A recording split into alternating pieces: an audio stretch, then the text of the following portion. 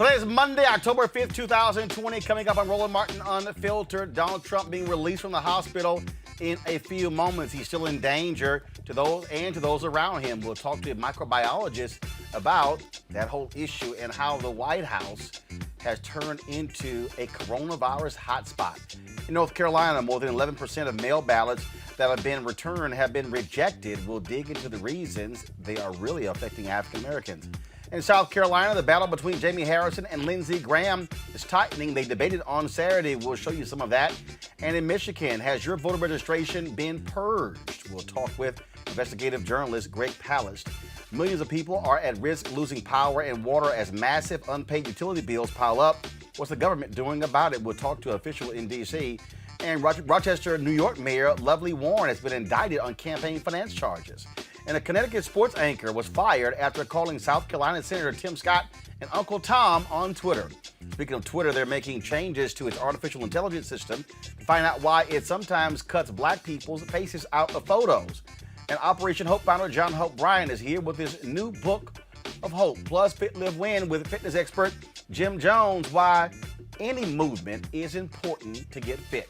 Folks, it's time to bring the funk on Roland Martin Unfiltered. Let's go. He's got it. Whatever the biz, he's on it.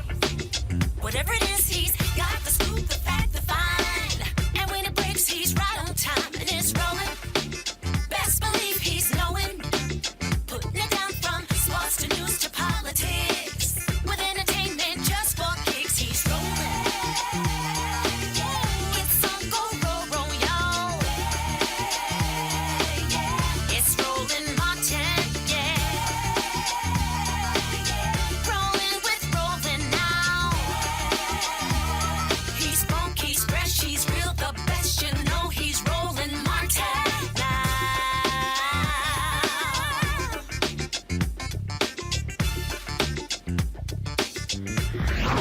Martin.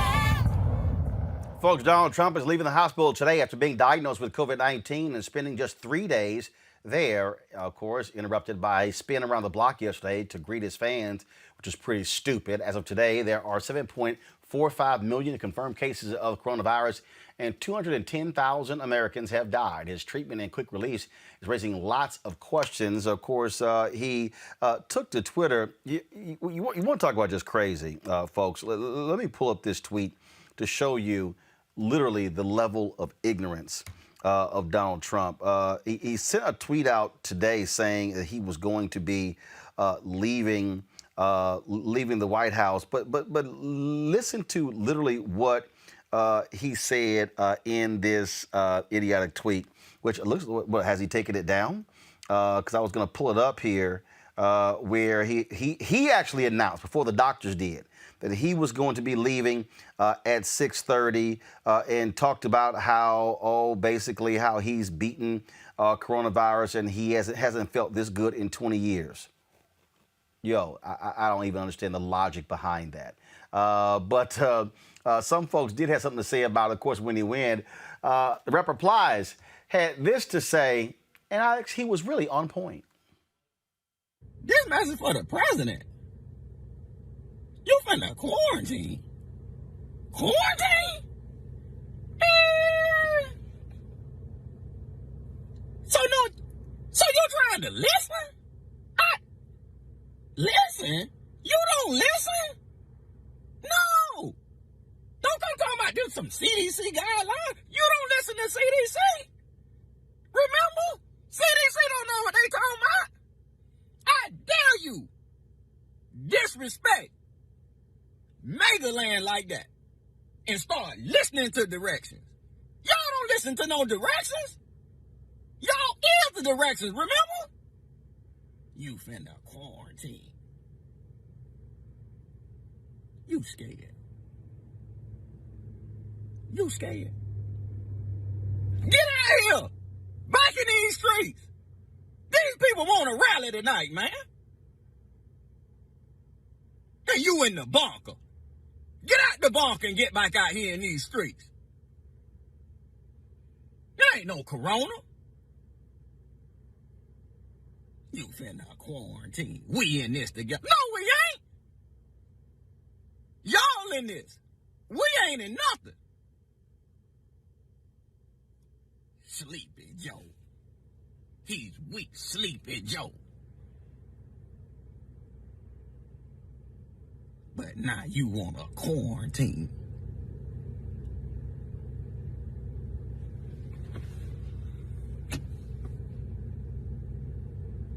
Get out here now. In these streets.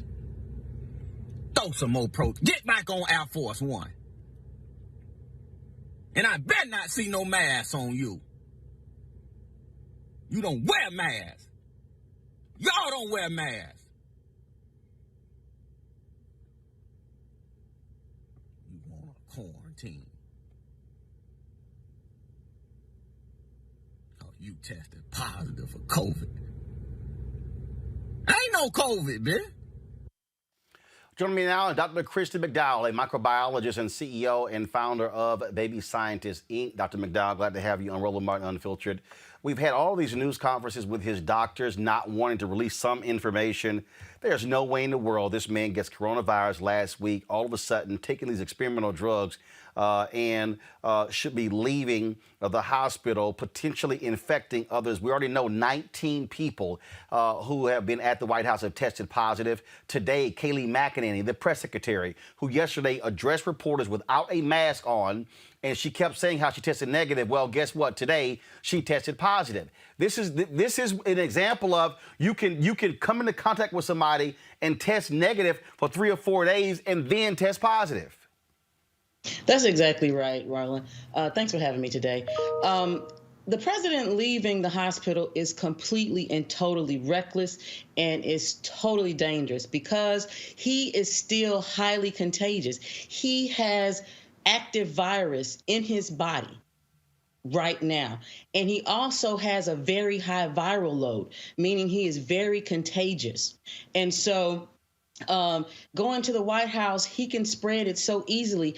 And I saw in a van photo when he went to go greet his people outside of Walter Reed, he had on just a simple little face mask. He needed an N95 mask on, for someone who has active coronavirus in their body, who is totally infectious. And walking around the White House, the staffers, he's putting them at risk. And one thing that people forget is, yes, those staffers may be wearing masks, but another portal of entry is through the eyes. And so just because he may have a mask will not protect them from getting coronavirus if he is in the White House. Another thing that's important to remember is that the White House doesn't have the level of filtration that a hospital does. The hospital has the high-end HEPA filters that can filter out viral particles. The White House does not have that.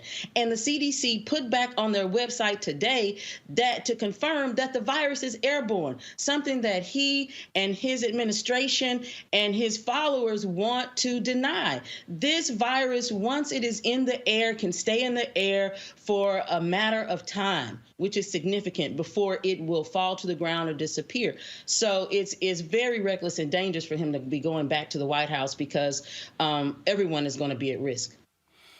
This is, and the thing about it is, when you look at staff, I mean, these folks are going back home.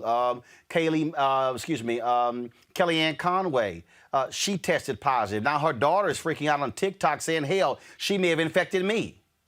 Yeah, that's true. I mean, before Kellyanne mentioned it, her daughter put on TikTok and was like, Mama's around here coughing her butt off, around the house, which was a major sign because, you saw at the Rose Garden conference when Kellyanne was talking to Barr up close. She's at home with her family. And that's what will happen with the other staffers in the White House who do not have the medical capabilities, access to the drugs, and access to the level of care that the president does. These people who have regular health care will not have that type of care if they get sick. And they won't have the ability to get steroids and, investigational drugs and antibodies to fight off the disease and feel like they're 20 years younger. So that's the danger in it all, is that these staffers could contract that virus and take it home to their children, families, and many people live with their elderly parents, and that will be dangerous as well. The thing that, again, this is still, all of a sudden he's trying to act like, oh, hey, I beat this thing. You got Republicans running around saying, oh, Trump, he beat back coronavirus. 210,000 people are dead. There are a number of people having the after effects. And also, let's be clear, 99.9999% of Americans don't have free health care, don't have access to the experimental drugs. The drugs that he's getting, only 300 people have been able to use these experimental drugs so far. That's right, Merlin, because the drug that he's being administered is remdesivir. It is an investigational drug that is still in clinical trials. It's still in a clinical trials phase. I believe it's in clinical phase 3. He also was able to get a antibody concoction, and antibodies are the proteins that our body makes. And these antibodies were isolated from people who previously had coronavirus, so they are able to attack the virus directly. And so these are drugs that no one in the world has access to right now but him. And so people who on regular health care, who have no health care at all, will not have access to these drugs.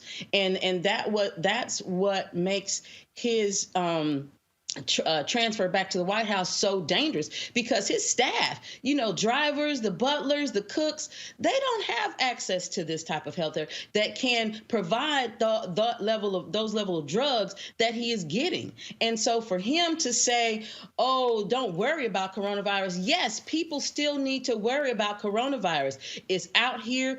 It's alive. It's infectious. People need to wear their masks. They need to continue to wash their hands, and they can need to continue to social distance, because those are the things that will keep us safe, us regular people out here in these streets. One of the things that, again, jumps out when you talked about that N95 mask, first of all, which is very hard to actually get for those of the rest of us. Is it a cloth mask with a filter? So exactly what should the rest of us be wearing as well? So, yes, like you said, the N95 masks, they are the type of, they are medical grade masks. Those are masks that the hospital staff will wear, the doctors, the nurses. It's also masks that scientists will wear when we work with infectious diseases such as Ebola, coronavirus, SARS. Those masks have a filter that is small enough to filter out a particle that is small like a virus. A virus is so small that it's you cannot see it with the human eye, and you have to have a high-powered microscope in order to see it. And so that the filter in those N95s is very important. And so for him, that is something that he should have been wearing so that he could block the passage of that virus. Now, for everyday people, yes, a regular mask will do, because there has been many scientific studies out that shows that the regular cloth mask that everyday people wear is just fine. Right? It will block, at least 75–80% of your spit that comes out when you talk, when you cough, when you sneeze. So those masks are totally fine, and I encourage everyone to continue to wear them. Now, for someone who is highly contagious as the president and who has access to everything, he should have been wearing an N95 mask to protect the people around him, especially being in a closed vehicle with his Secret Service detail. All right, then. Doc, we certainly appreciate it. Thank you so very much. Thank you, Martin. I appreciate it. All right, folks. Our panel is Dr. Avis Jones-Dweaver, political analyst; Eugene Craig, CEO, Eugene Craig Organization; Teresa Lundy, principal founder, TML Communications. Folks, today on the campaign trail, this was Jill Biden being very cognizant of the need for social distancing. Joe Biden was standing way too close to reporters. She took it upon herself to move Biden back. Watch this.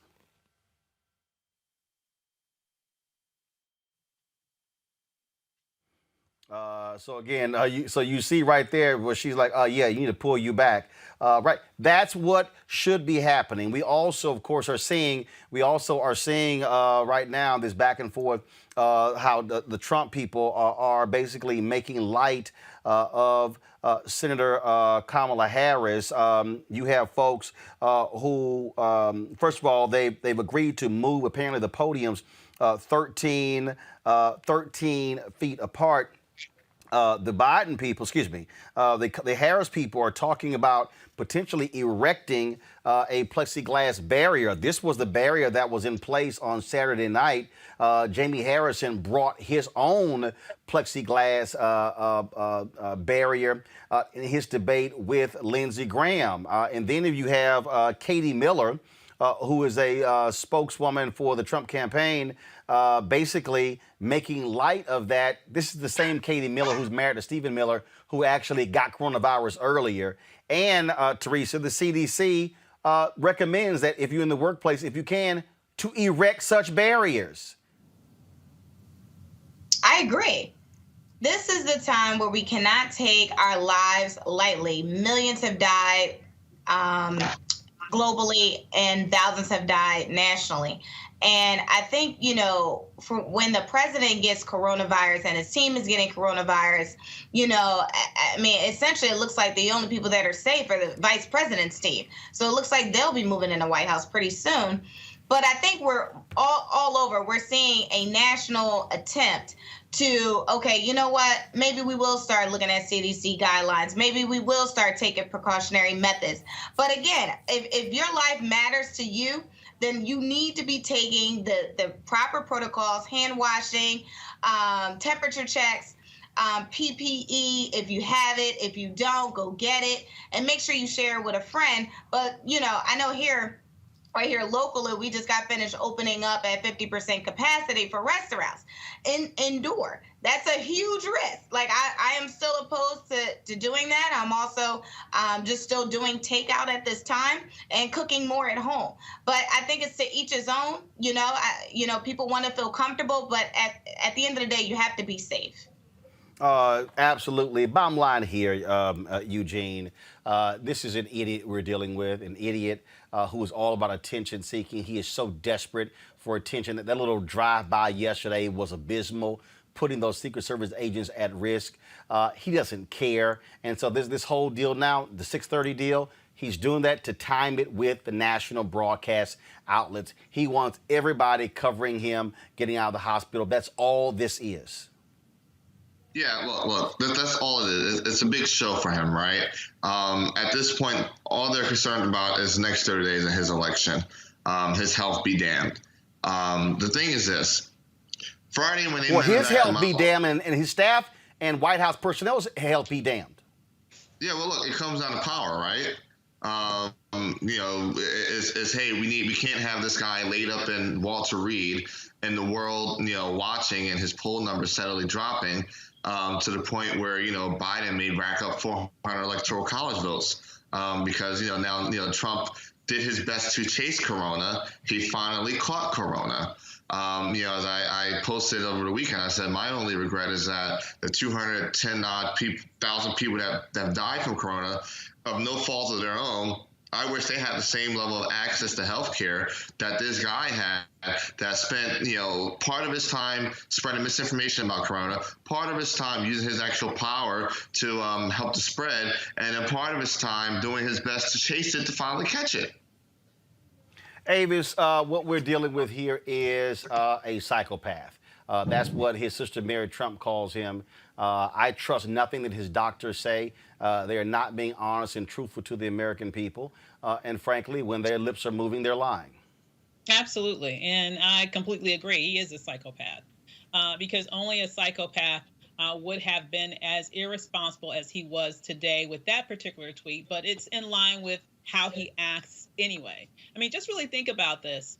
He literally received hundreds of thousands of dollars worth of medical care. When you're thinking about everything that happened from his flight over there to all of the time that he spent there to his flight back and everything, I am sure he had at least, over $100,000 worth of medical care. Yet we know he just paid $750 in taxes.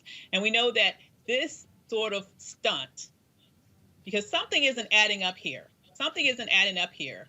The timeline of when he got it or something's not adding up here is just not right. But he has been doing publicity stunts the entire time. All of those staged photos, now the staged exit, now to be as irresponsible as to, instead of talking about the importance of people being able to follow the guidelines and wear masks, he is in fact encouraging people not to. Put this in line with what he has done most recently. He's sidelined Fauci. He's even sidelined Briggs. And he's brought in someone as his main advisor who's not even an epidemiologist, but someone who is in fact in favor of herd immunity. What he is trying to do is he's trying to kill you. Basically, they have told you what they're doing. They have given up on coronavirus. They've just like, forget it. Every man, woman, and child for himself. And even though I'm going to have my privileged access to things that you will never get, including pretty much a smaller hospital-like status within the White House, you go ahead out there and do whatever you have to do, just as long as we can, quote unquote, get this economy back. I don't care. He doesn't care how many bodies he has to step over to do it. But I just hope that the American people can see through this so that they can make sure that he is the one that's going to be seeing the exit come November 3rd. Folks, we're seeing, of course, a lot of people out here who are voting as a result of the election. And what that is leading to is some issues in North Carolina. Of course, we're seeing the exact same thing take place where 11% of mail-in ballots that have been returned in North Carolina's Guilford County and Greensboro have been rejected. That's more than 6 times the statewide rejection rate. 20% of mail-in ballots returned by black voters in Guilford County have been rejected so far, compared to 7% of those returned by white voters. Joining us now is Tomas Lopez, Executive Director of Democracy North Carolina. Tomas, first of all, okay, they're being rejected. Are they notifying voters if they're being rejected, or do folks even know that their ballots are not being counted? Well, thanks for having me, Roland. And actually, you raise a really important point here. When we talk about voters who are having their ballots, you mentioned the term rejected. We're actually trying to actually say to people, look, your ballot in many cases has not actually been officially rejected, and that there is a process that right now is on hold, but that our organization has been working to put in place. We want a court ruling in August, and there's some more things to come in the coming days on that, to make sure that when voters have some kind of issues on their ballot, that before that ballot is actually formally rejected, that they actually get a chance to correct it. So there was a court ruling in August that said that the state has to be providing voters with that opportunity. We call it to cure their ballot. And there's been a lot of ambiguity around it in terms of the implementation over the last couple of weeks. And so we're back in court this week to hopefully get some clarity for those voters to make sure that actually those are not final rejections and that they can have their ballot actually counted by filling out some kind of form. The other thing I would add, too, is that thankfully it's early enough in the voting process that if for some reason those voters'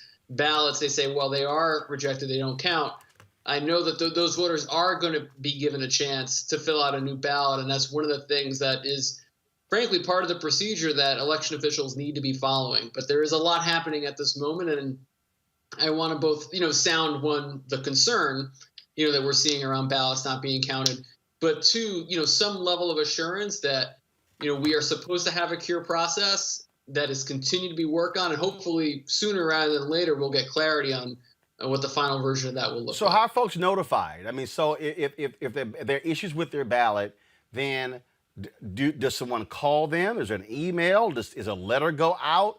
And then how long does that actually take? So what's that process? Because clearly North Carolina is a battleground state. You've got Roy Cooper on the ballot. You got for governor. You got Cal Cunningham, who is running obviously against Tom Tillis for the United States Senate. North Carolina could flip towards Joe Biden away from Donald Trump, just like Obama won in 2008. So North Carolina is a critical state because if you're Biden and you win North Carolina, that lessens the need to win Wisconsin, Michigan, or Pennsylvania.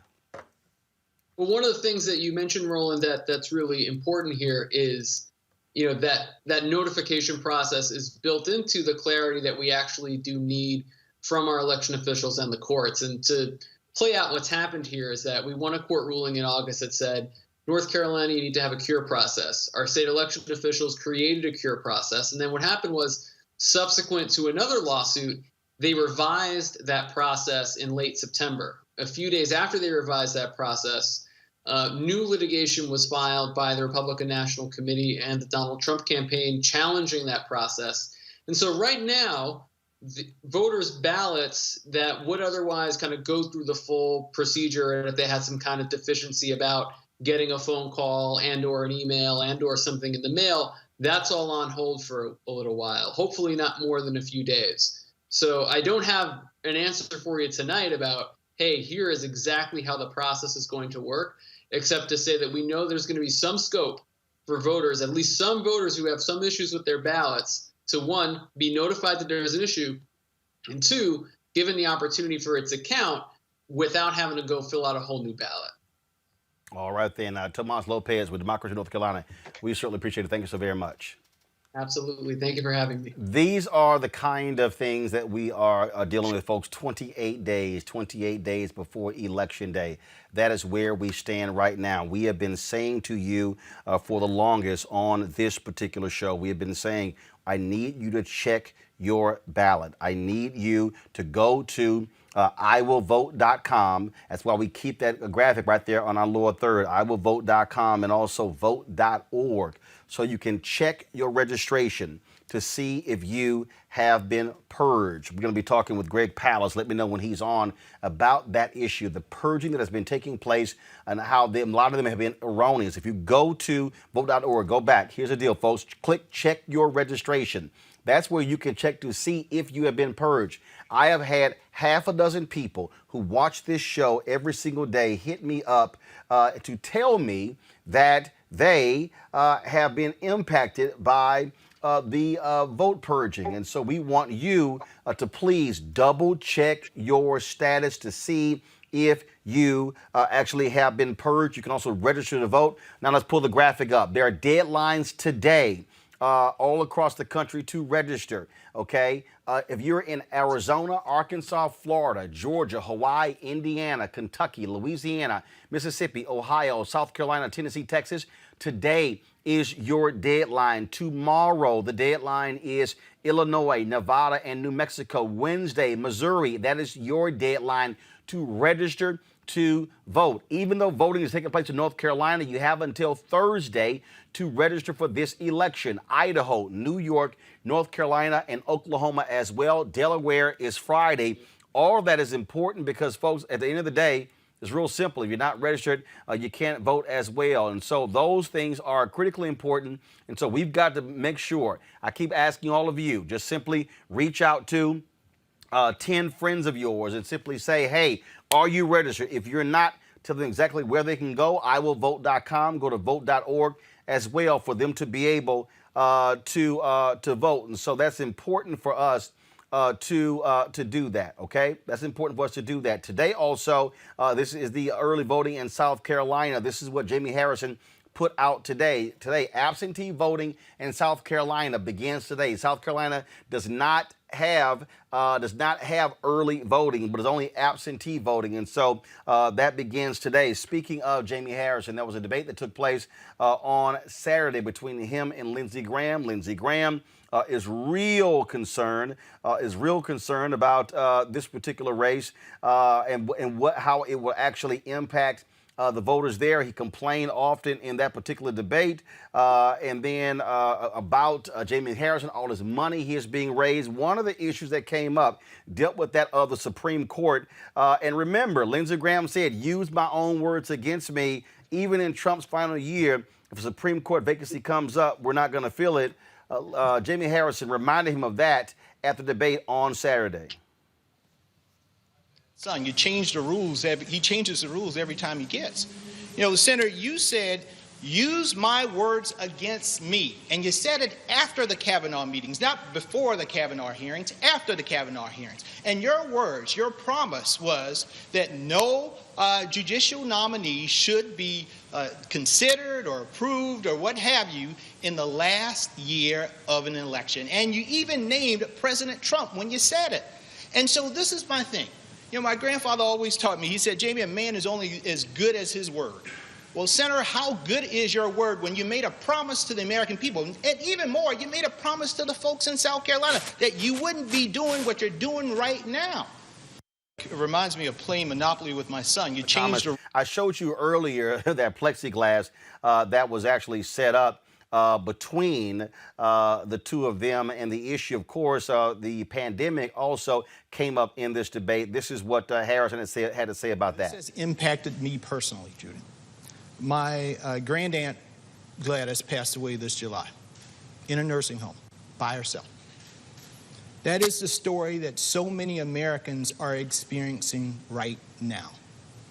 And part of why we're experiencing, no, we're not going to blame the president. We shouldn't blame the president. We shouldn't blame anybody for the inception of this disease. But where blame should come is how we handle this disease, whether or not we take it seriously. You know, tonight I am taking it seriously. That's why I put this plexiglass up, because, you know, it's not just about me. It's about the people in my life that I have to take care of as well. My two boys, my wife, my grandmother. We need to make sure we are addressing the issue here in South Carolina. We have had 750,000 people unemployed here in South Carolina because of the COVID. We've had 3,000 people to die. We've had over 100,000 to be infected. Let's take this issue seriously and do all that we can to not only take care of ourselves, but each other. Joining us right now is Meg Kennard. She is the Associated Press correspondent there in South Carolina. She, of course, has been covering this race. Was at the debate. She's national politics reporter for Associated Press. All right, Meg, give us a sense. That plexiglass was pretty interesting. Was anyone aware that Harrison was going to bring that with him? Certainly none of us there in the audience. And hello, Roland. It's good to be back with you as always.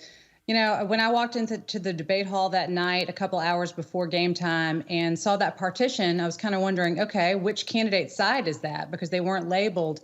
And through talking to some folks there, realized that that was what Jamie Harrison had requested. His campaign told me that they wanted that set up pretty much because Lindsey Graham, through his roles in the Senate and heading up the Judiciary Committee and his relationship with President Trump, he's been around a lot of people who've recently released the results of positive COVID tests and come down with COVID. And so the Harrison campaign said that per CDC guidelines and recommendations that anybody who has contact with someone who turns up to be positive, that they should quarantine. And now, you know, both men said that they tested negative the day before the debate, but Harrison's campaign said they weren't taking any chances for those reasons that Jamie noted during the debate, but also perhaps to make a point that was very visible. What has been the reaction in the state to this particular debate? There were a lot of very pointed questions. These moderators should have been there for the first Trump-Biden debate. They definitely kept people on point and on task. But it seemed as if Graham was real nervous. He was rocking constantly the whole time. He knows that he could very well lose this race. He has not faced any type of opposition like this since he has run since he's been a United States Senator. This is definitely the closest general election that Senator Graham has had in South Carolina. I'm not sure if it's something we talked about last time, but 6 years ago when he ran, the fundraising in that race didn't even get up to $8 million, and now we're talking about more than $60 million. So this is definitely a different kind of campaign. But folks who watched that debate, I don't really think it changed a whole lot of minds. I think that both candidates got a lot of their points out there and spoke to constituencies that are likely watching them very closely, but already probably supporting them. And so for that sliver of voters in the middle who've yet to make up their minds, who aren't sure which candidate's going to get their support, they probably still have a little bit more thinking to do, since there was a lot of very partisan talk. There was a lot of painting this race in kind of national strokes in terms of, tying each candidate to a more national ideology and not just representing the issues of South Carolina. We all know that the balance of the Senate is at stake. And so there's a lot going on there. But all in all, in these closing weeks, these candidates are really going to have to continue to get their message out because, as we've seen, from all appearances, this race has tightened up a whole lot in the last couple of months.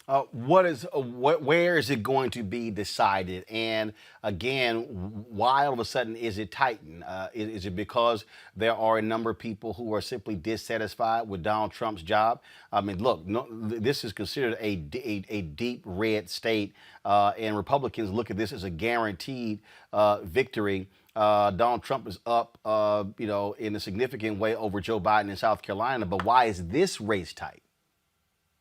Yeah, this is still South Carolina, where Republicans are in every statewide elected office, control both chambers of the legislature, and most of our congressional delegation.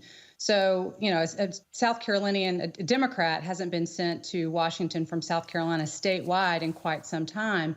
And so really, when you look at the voters in this state who do vote straight party, a lot of them vote Republican straight party.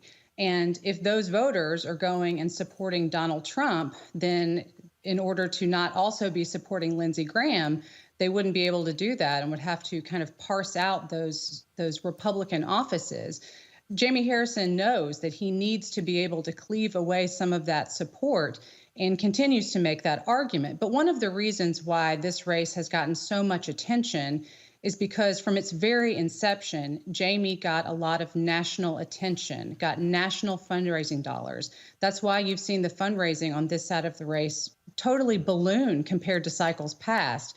Democrats in South Carolina generally don't raise this kind of money, and a lot of his money has come from elsewhere.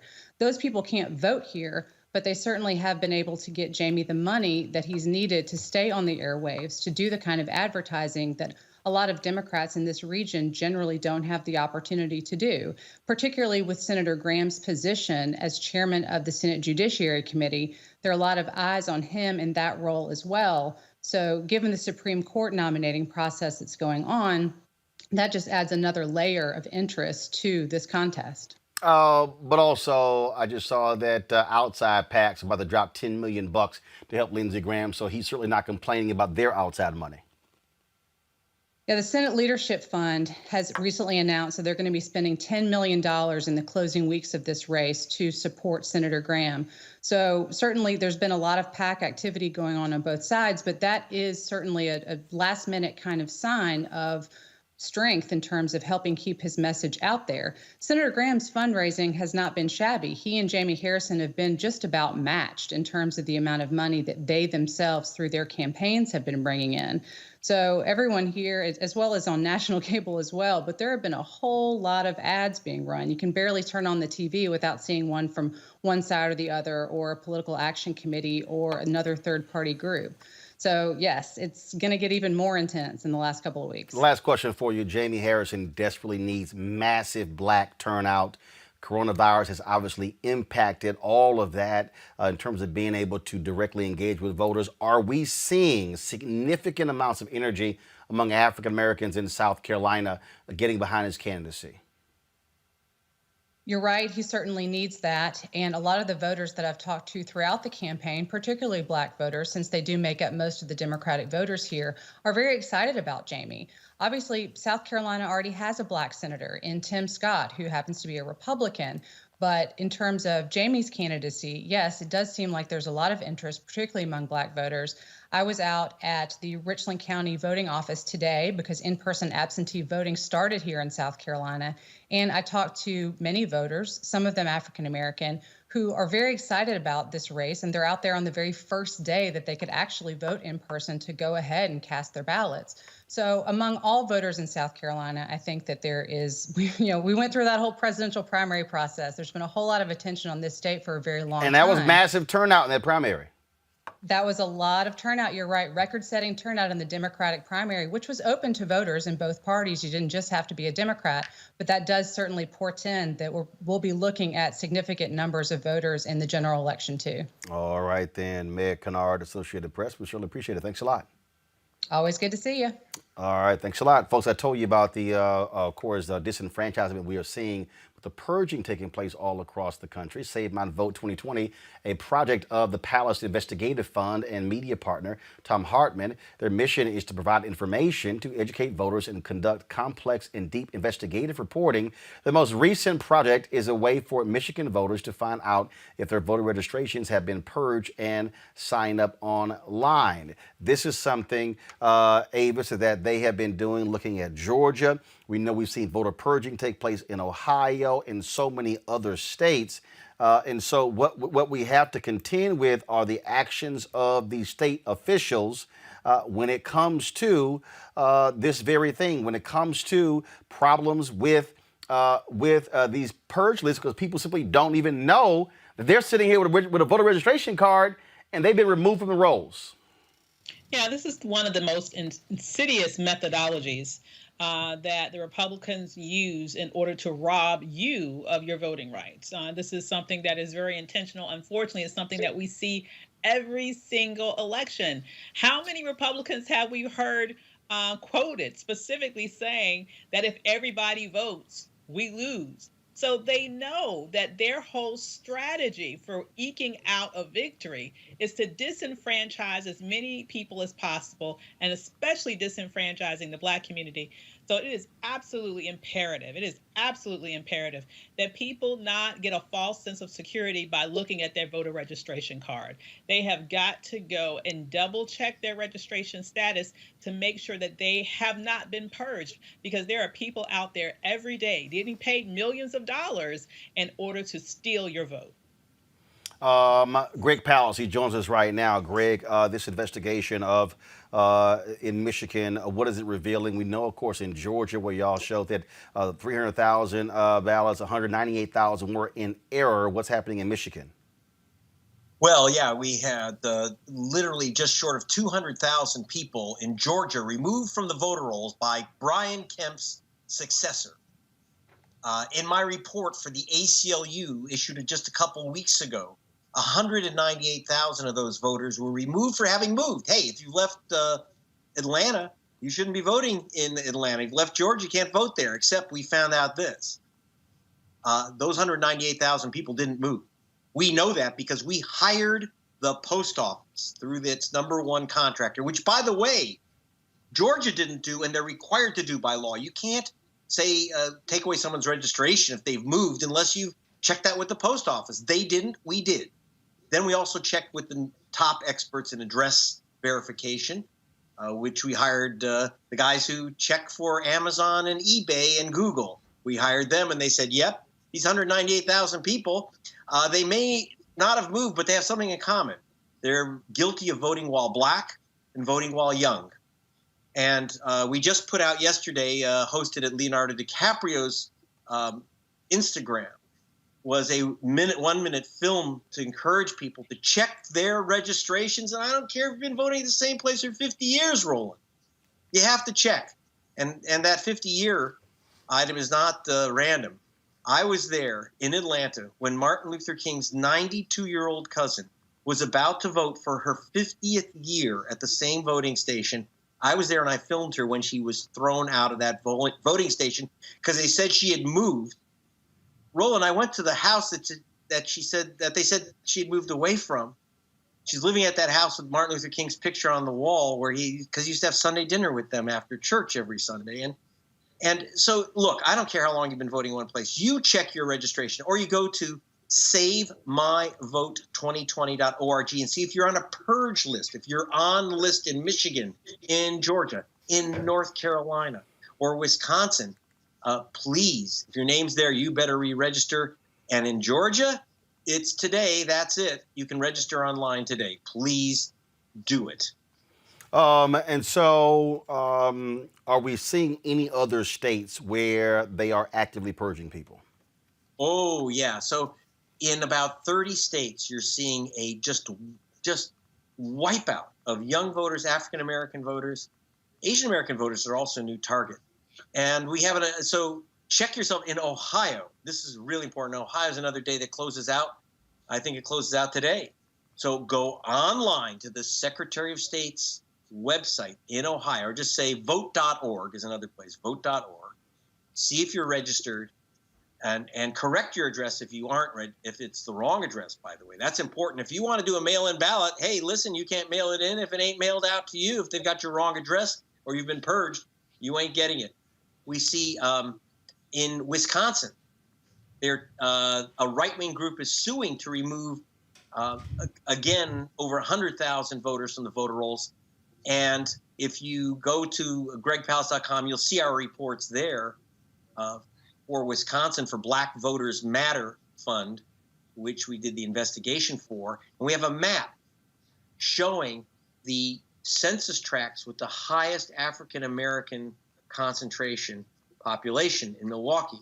And the voters that are being set up to be purged from the voter rolls, it's in court right now as we speak. And it's almost identical. The voters who are being wrongly, and I want to emphasize wrongly being removed from the voter rolls, and the black population in Milwaukee. And in Madison, it's all University of Wisconsin students who are being removed by the thousands from the voter rolls or facing it in Madison. So it's, remember, Trump only won won Wisconsin by 22,000 votes. Do you know that they included in the people that they said have moved in Milwaukee was Saquonna Taylor. Saquonna Taylor is a Milwaukee County supervisor.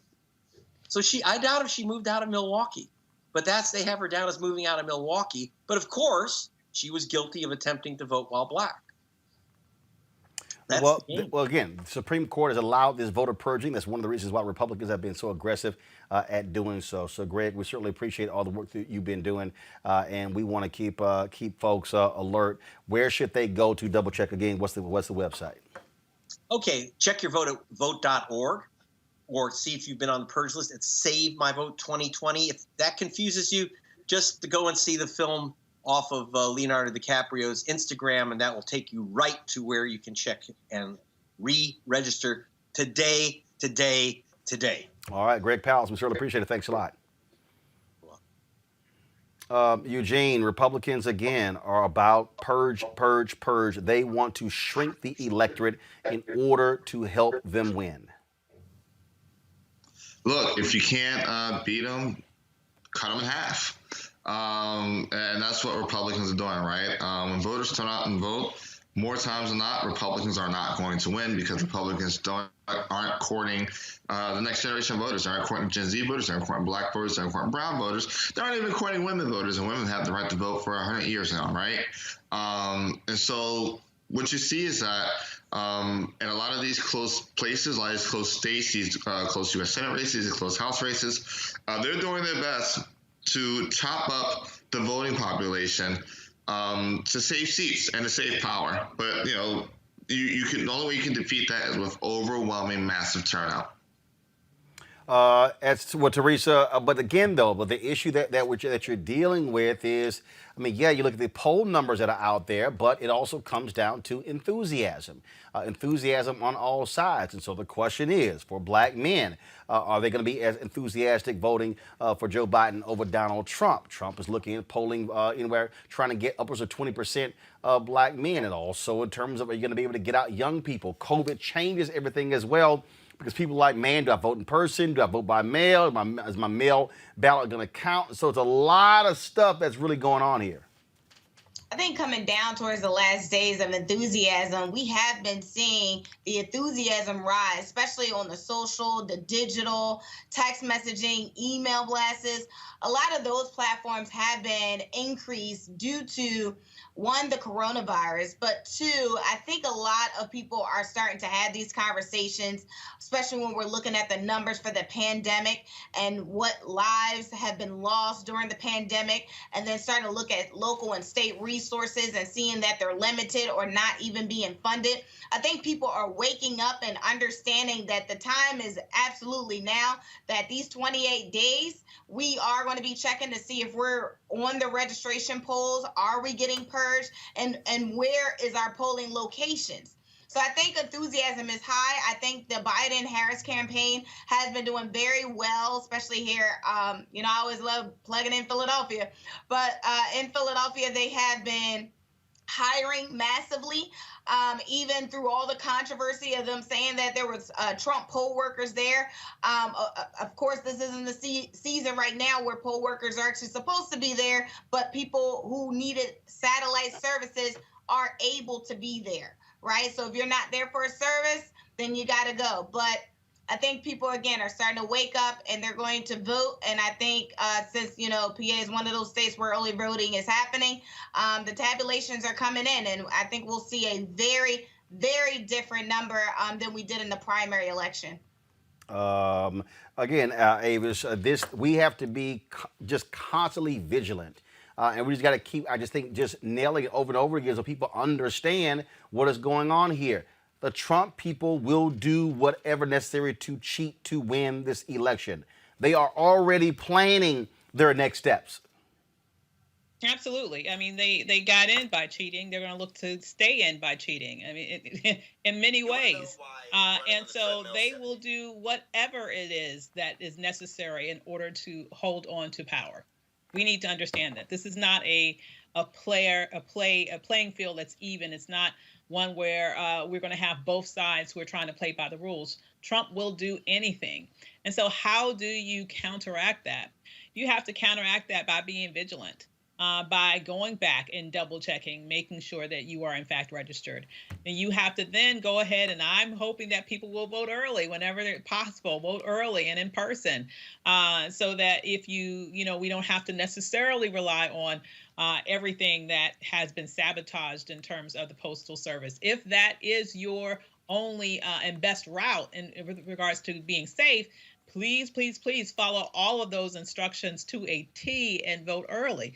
We just can't afford to make any mistakes, and we have to make sure that we overperform when it comes to turnout, because we know whatever happens on Election Day, this fool is probably going to try to claim victory. We cannot even make it close. Again, I mean, that is, we're seeing all of these things show up in this particular election. I got to go to a break, folks. When we come back. The Biden campaign, they are pushing out celebrity endorsements.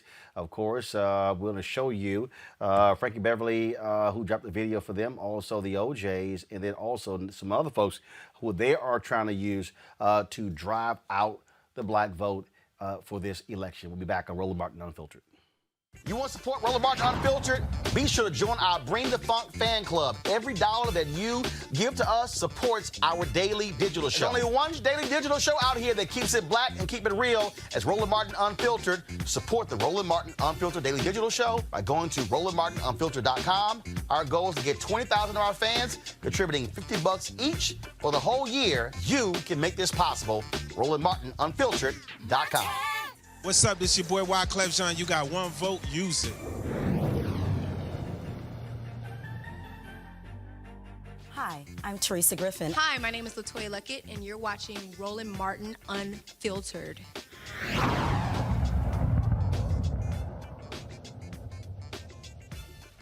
All right, folks. Frankie Beverly, of course, Frankie Beverly Mays, dropped this endorsement of the Biden campaign. Frankie B. of Mays. We must make a change, y'all. I'm endorsing the Biden-Harris ticket for president and vice president. When I wrote the song We Are One, it was during a time that a peace movement was happening in this great country. The Biden-Harris team understands what We Are One means. All right, folks, video there froze, and so I just want to go ahead and just recalibrate that so you can actually see it. And then, so in addition to him, the OJs, they also dropped one of their songs, and of course, supporting Joe Biden. So let's play the Frankie video again. We must make a change, y'all. I'm endorsing the Biden-Harris ticket for president and vice president. When I wrote the song We Are One, it was during a time that a peace movement was happening in this great country. The Biden-Harris team understands what We Are One means. They are a team of integrity and morals. Biden and Harris can bring our country together. That's why I'm voting for Team Biden and Harris. I need you all to get out and vote.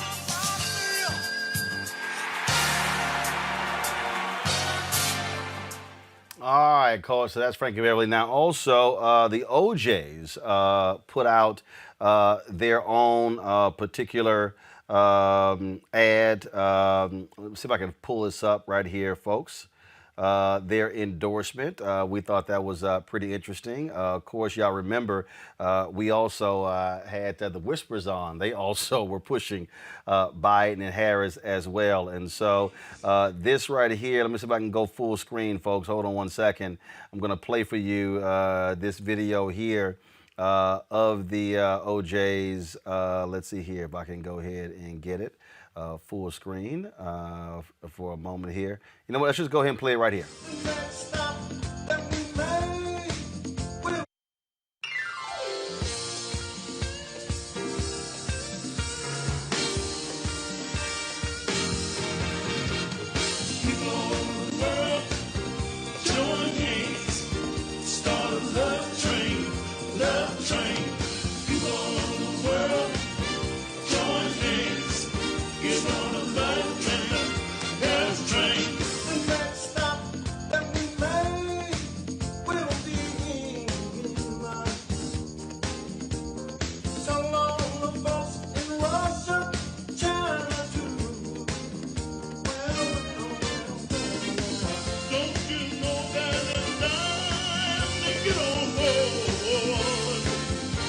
And let this train keep on riding, riding on through. Well, people all over the world, join hands, start a love train, love train. People all over the world, join hands, get on a love train, love train. All of your brothers over in Africa. So long the folks in Egypt, Israel too. Well. Please don't miss this train at the station. 'Cause if you miss it, I feel sorry, sorry for you. People all over the world, join hands, start a love train, love train. People all over the world, join hands, get on the love train, love train. Let it run, let it run. You better let it run, let it run. Get on, boys, people all over the world, join hands, start a love train, love train. People all over the world, join hands, get on the love train, love train. People all over the world, join hands, start a love train, love train. People all over the world, join hands, get on the love train, love train. Don't you wanna ride? Let me hear you say. Don't you wanna ride? Don't you wanna ride? Don't you wanna ride? Let me hear you say. Don't you wanna ride this love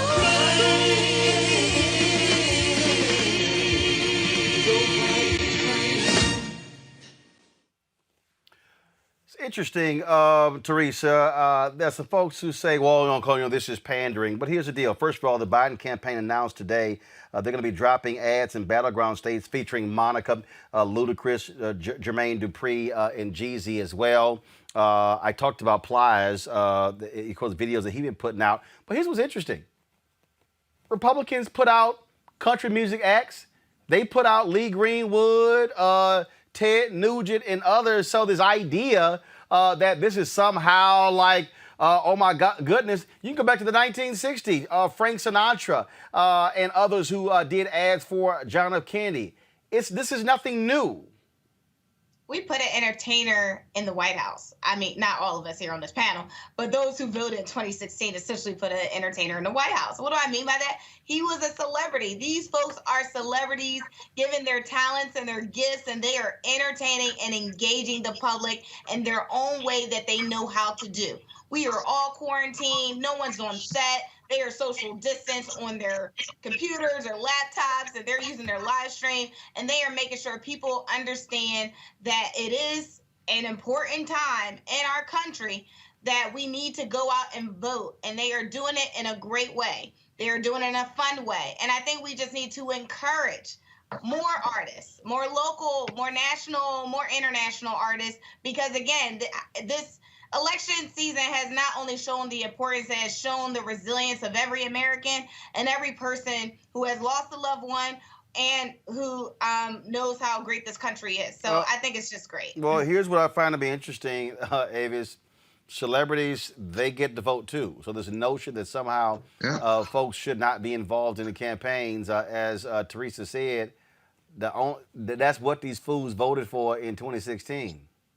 Absolutely, and as you mentioned, celebrities want to they can vote, and oftentimes they want to support the candidate that they're excited about.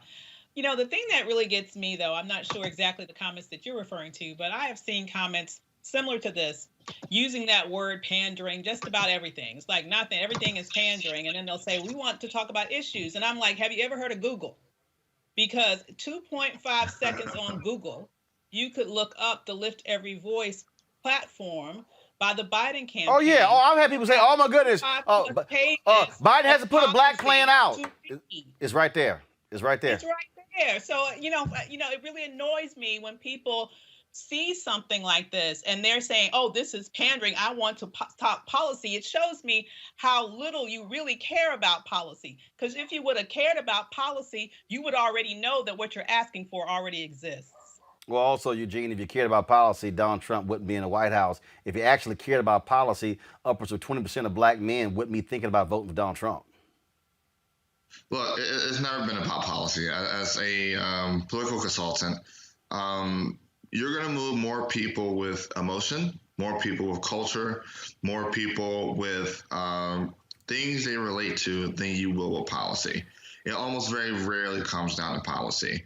What you see from Donald Trump has nothing to do with policy. It has everything to do with cultural white grievance politics. And that's what moves people. I mean, culture will always precede the political. And while there will always be an educated base or a portion of a base that will vote strictly based on policy, most people are voting based off of, hey, do I like this person or not? That's the very first thing they're voting on. If I like this person or not, before they know what an ounce of policy they support or present. And then from there, it becomes, okay, how many times do I connect with this person? How many levels do I connect with this person? And those other levels are always going to top policy. So when people say, what is a policy? They're literally just looking for a BS out. Because more times than not, they just don't like the person and they're using policy as an excuse. I mean, to be honest with you, most people, if you go back to the primaries, folk that like Bernie Sanders over Elizabeth Warren or, Tulsi over Warren or Tulsi over Sanders couldn't really tell you why on the policy level. It's just that I just like this person. Yep. We saw it with people to judge. Yep. A lot of people don't even look at the policy. It's all about who they particularly like. All right, folks, our next guest is somebody who we like very much. She's a singer, songwriter, and has a new song out called Freedom. That is something that, of course, black folks we're quite familiar with, something we've been demanding for a very long time. Let's check this out.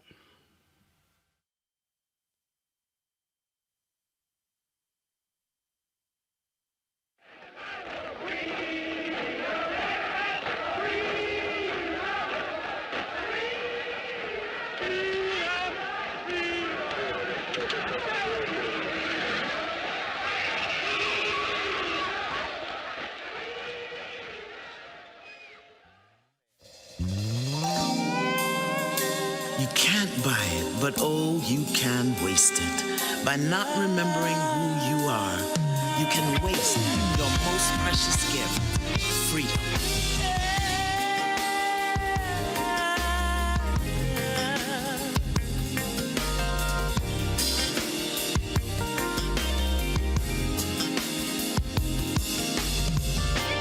Chronicle is rich, it runs deeper than the ocean. So please don't forget, it's our history and our legacy. We are more than just a slave ship coming to America. And we owe it all to those who have lived and died so that we could be more. Mama paid the price for. Daddy stuck his neck out for. It was the freedom to live for every man, woman, boy, and girl. Joining us right now is Regina Bell. Regina, how you doing? Can't hear you, Regina. Say it again. I said I'm good. There How we are go. you? Doing great. Look, I mean, this is certainly timely as we are in the midst of an election. I think about the song "Glory" that when Common said one of the lines, "Freedom is like a religion to us." Yes, yes. It is a part of something that we've been crying about ever since we got here, and apparently, it's fallen on deaf ears. And I'm really honored that I have an opportunity to just play a small role in being able to use my voice in this song to be able to get that message back out. What inspired this? Why do you want to do this now? I actually wrote the song 10 years ago, Ro. It was something that I had written for an entirely different purpose. And I released it last year after I started seeing all of the Trayvon Martin situations. And I said, you know what? I'm going to use my own money because my writing partner wanted to get with a record company. And I was like, nah, we ain't got time for all of that. I'm going to use my cash and I'm going to put this song out. And so we put it out.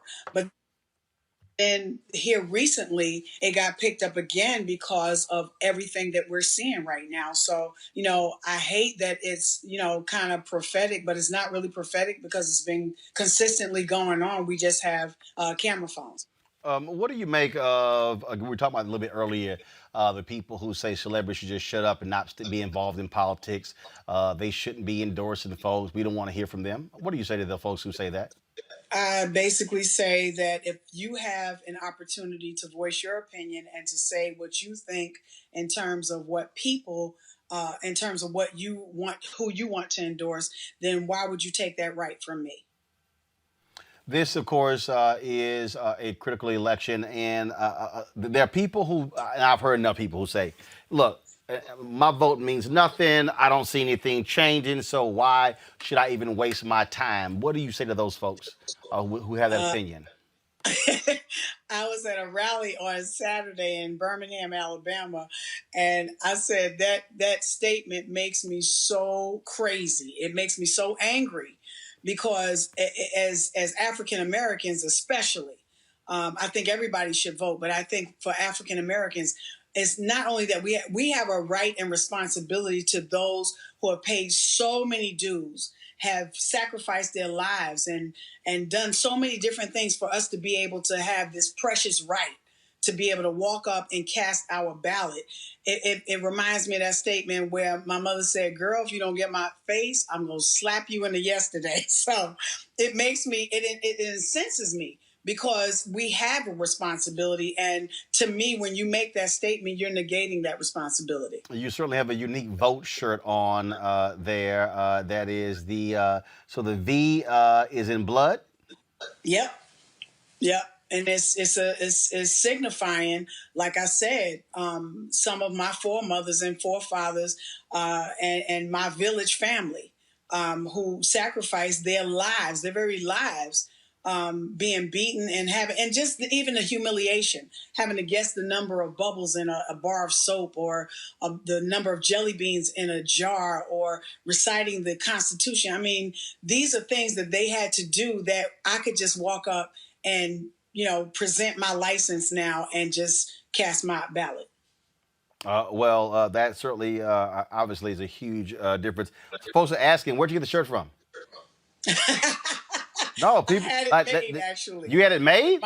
Yes, I had it made. It was an idea I came up with, and I said, I asked a friend of mine who goes to our church, James Thomas, Knowledge Designs. I asked him to design it for me, and within a day, I had the shirt. Okay, so people are asking, where can they get it? KnowledgeDesigns.com. Huh? KnowledgeDesigns.com. KnowledgeDesigns.com. All right, yeah. So y'all folks, y'all bugging me talking about where can we get that? Where can we get that Regina Bell shirt, that vote shirt? Look, just let y'all know. Let y'all know. So the one of the things that I think when we talk about when we talk about freedom, that people have to understand is that if you understand our history, we have been in this constant pursuit of it. I often say that if you look at 16, it looks like we lost. We're going to reconnect there, so we're going to get you back there for a second. We lost your signal there. One of the things that I am constantly saying, Regina, is that what I want people to understand is that 351 years, you talk about 1619, going through Jim Crow, going through all of that, and then of course, then you take, first of all, 1619, 1865, then you got 1865 to 1877 Reconstruction, then of course you got the Great Compromise of 1877, which goes from then to really through King's assassination in 1960 to 1970.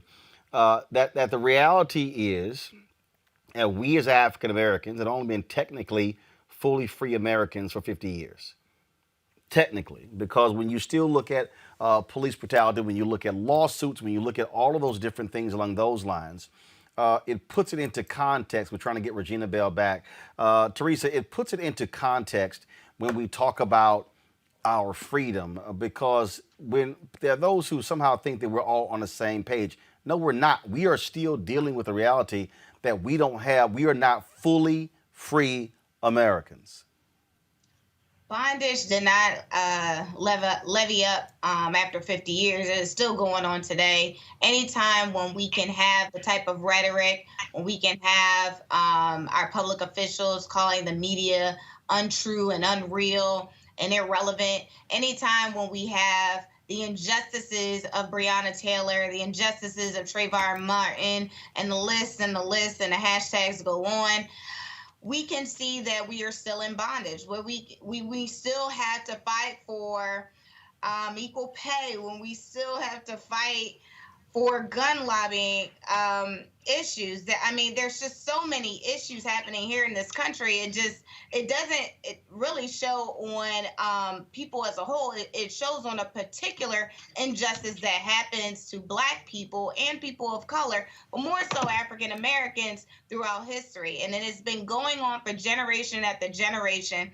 And I think part of it, where it stems from, is that this is a traditional mindset that is happening with some of these people that are in positions of power. And that's why we're seeing more leadership, more next generation or Generation Y, more of these young advocacy groups, more Candace Owens and the likes are standing up and saying, listen, the time is now to actually do something different. We're starting to hear more people doing podcasts and other forums in order to express themselves, because we are seeing that the divide is still here and the gap is still made. And the only way to do it is to vote. Regina Bell is back. Regina, the point I was making is that really we've only been technically fully free for 50 years. And so African Americans, here we are, we're still fighting against voter suppression, still fighting police brutality. We still are battling to be fully free Americans to achieve that idea of freedom. Right. I agree wholeheartedly. I think, and the issue is, so when you say stuff like, my vote doesn't count, what do you mean your vote doesn't count? Everybody's vote counts. You have to look at it. One of the deacons at our church says something. He said, one raindrop doesn't do very much. He said, but that raindrop in part of a flood can wipe out a whole society, can wipe out a whole community. So, and that's the way I look at this. We need the flood, but the flood has to start with the raindrop, right? Absolutely. All right, Regina Bell. Again, the song is called Freedom. We certainly appreciate it. I take it people can download it all from everywhere? Yes, from every digital platform that you have, you can get it. All right, then. Well, we certainly appreciate it. And give us the site again, because I want to make sure you were spelling it right, too, because I went to it and it was not. So knowledgedesigns.com? Uh-huh. All right. So I need you to double check that because I went to it and Don't think it was active. Okay, let me check that, and I will hit you back. Yes, do that. So yeah, text me back so I can give it to our audience. Okay. The folks definitely want one of those shirts. Okay. All right, Regina Bell, I appreciate it. Thanks a lot. Thank you so much, Ro. All right, folks, I didn't waste my time showing y'all the video of Trump getting out of the hospital because it was nothing but propaganda. But if y'all want to see stupidity, I mean, when I'm talking about stupidity, absolute, unbelievable, undeniable stupidity, look at this ass. Y'all, this is a man infected with coronavirus. He goes to film to do a photo op and he takes his mask off. This is a plumb idiot. Idiot, Eugene. Idiot. Look, 28 days, folks. 28 days, and we can rid ourselves of this thing. I can't believe he actually took his mask off. Same way that I can't believe that he had the photo op staged at 6:30 in the afternoon to coincide with the evening newscasts. But I mean, complete idiot. I mean, he's currently active COVID positive. I mean, literally right below him, that shot that you're showing is not necessarily a wide shot. It's a shot from right below him where the photographer is leaning up, taking a shot. And he's spreading droplets actively to those photographers. This is how stupid it is. I'm gonna pull up in a second what the New York Times just posted. Maggie Haberman just put this tweet up. Avis, the president's advisors hope to show that he's beaten the virus and also that he understands it better than he did. First thing he did when he got to the White House was take his mask off. This is an absolute idiot. He is an idiot, but as we described previously, he's a psychopath. He has no ability to feel empathy. He literally does not give a damn about anybody's life. That is crystal clear. Now, I do have one message for the Biden-Harris campaign. Turn your negative ads back on. Right. Turn your negative ads back on. Go full out against this fool. Okay? He is literally killing Americans. Do not hold back one iota. Take everything that you have and put it against him right now. Well, I agree, Teresa. They should be going full tilt. I'm telling you right now, Kamala Harris should not have even gone to Utah. She should have told the debate commission, hell no, I'm not going to travel, potentially infect other people. I'm in D.C. Mike Pence is in D.C. Have that damn debate in D.C. in a TV studio with no audience. They should be far more aggressive. This fool is going to pimp this for all it's worth. Stop playing nice. I agree. Both of those items should happen. And honestly, the ball is in the campaign's court. So, I mean, they can't have a debate if one doesn't show up. Outside of the 48-hour press coverage that'll happen, you can't have a debate unless the other person shows, period. So I think they should have made that very clear on the aggressive sense. But also, as it relates to the advertisements, absolutely, they should have kept the negative advertisements going. But part of it is it's facts. Part of the advertisements that the Biden-Harris has been putting out has been facts since day one. And I think by them taking a step back and giving the American people this is what we're going to do, and here's the plan.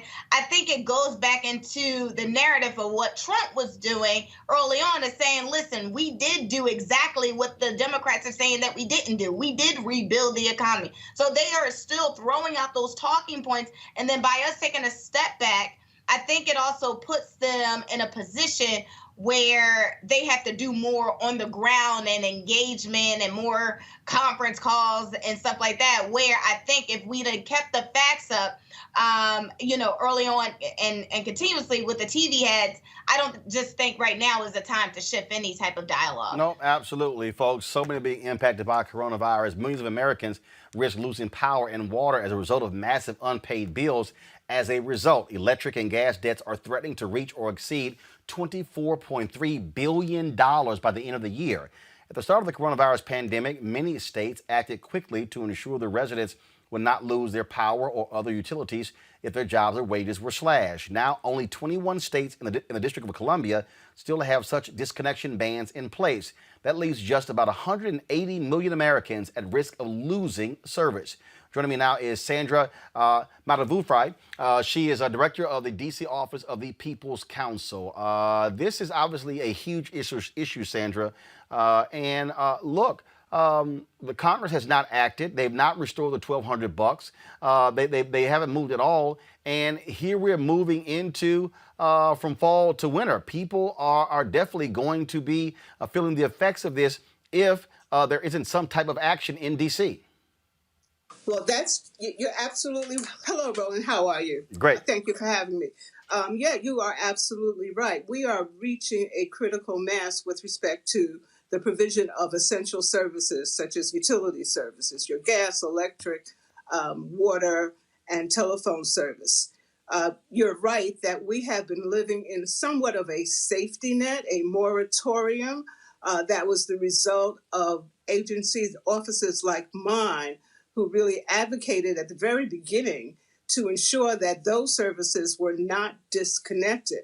The problem was, or is, that not all of the states instituted them.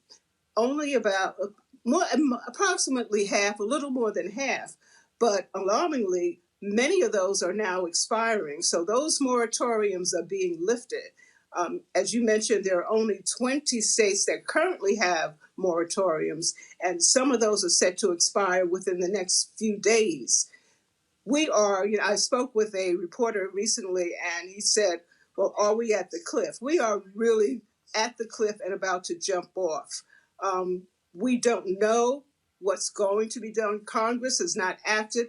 What's necessary is a universal approach, something that would maintain those moratoriums and ensure that utility consumers, that their services are provided. Just to step back a little, this is not new. And it's important for your listeners and viewers to realize that the economic burden of energy, the energy burden on African Americans and low-income consumers has been reaching a critical mass for some time now. This is not new. It has only been exacerbated by the COVID-19 pandemic, where now you have, in addition to the inequities of energy consumption and paying energy bills on the African American and low-income consumers, you now have that same body of consumers being impacted by COVID. There's a greater loss of jobs. There is more unemployment. There are health issues.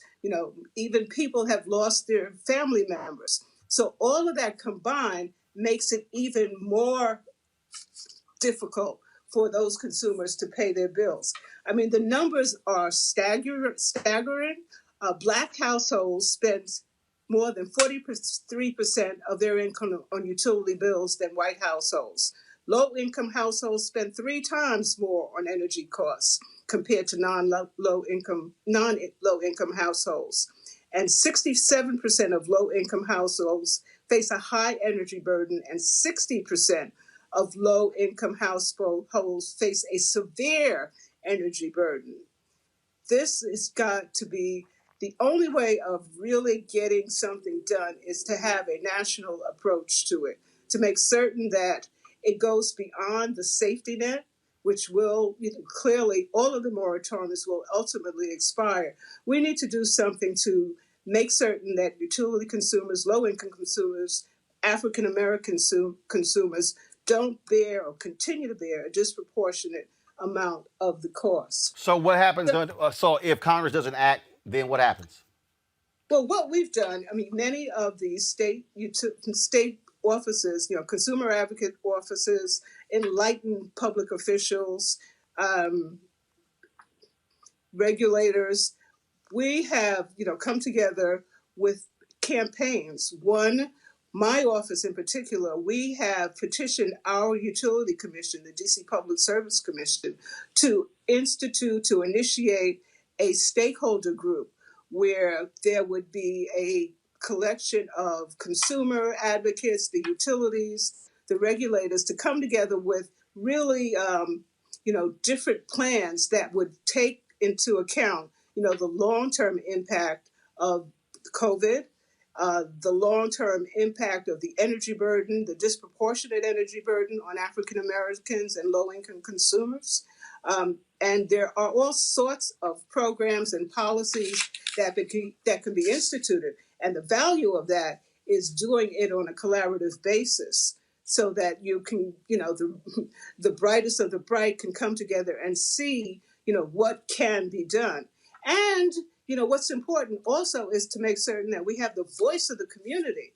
Community members are frequently left out of the dialogue.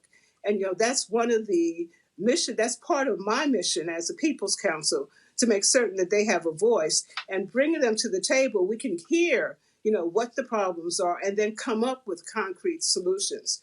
Specifically in DC, we do have the moratorium. The mayor has extended it until December 30th of this year. We also, my office, the Public Service Commission, the Department of Energy, and have embarked upon a We're Here to Help campaign to ensure that consumers have the access to community, to programs, energy efficiency programs, and payment programs. One of the other parts of this is that the moratoriums were absolutely necessary. The safety net is absolutely necessary. But what has happened is that the arrearage levels have gone up, which means that those consumers who did not pay their bills during this period, once those moratoriums are lifted, those bills, they're going to have bill shock. And that's one of the parts of the campaign that we engaged in, was to ensure that we're telling people, pay your bills if you can, whatever you can contribute. But well. First of all, again, we certainly hope Congress is going to act and do something. But we need some leadership on Capitol Hill. But they probably won't do anything before the election. But they'll find time to rush through a Supreme Court nominee. Sandra, we certainly appreciate it. Hopefully, people will follow the lead of D.C., these other states, and help those who are most in need, who've been impacted by coronavirus. But we appreciate it. Thanks a lot.